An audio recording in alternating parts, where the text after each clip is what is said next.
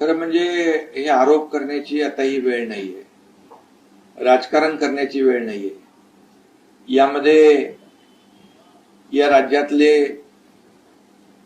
उपमुख्यमंत्री अपघातात त्यांचा मृत्यू झालेला आहे, दुर्दैवी मृत्यू झालेला आहे.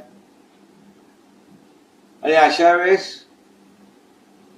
संपूर्ण महाराष्ट्र शोकसागरात दुःखामध्ये बुडून गेलेला आहे. आणि अशा वेळेस राजकारण करणं हे अतिशय दुर्दैवी आहे. आणि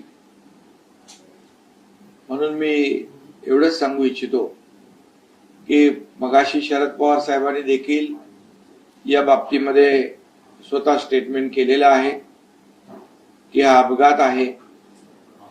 कुठल्याही परिस्थितीचा या बाबतीमध्ये कुणी राजकारण करू नये आणि या घटनेचं राजकारण देखील कुणी करू नये. ही आपली संस्कृती महाराष्ट्राची नाही.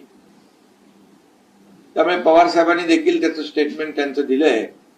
मी देखील या ठिकाणी सांगतो की या घटनेचं राजकारण, दुर्दैवी राजकारण कुणी करू नये. आणि जे अजितदादांचे कुटुंबीय आहे त्यांच्या दुःखावर फुंकर घालण्याचं काम केलं पाहिजे.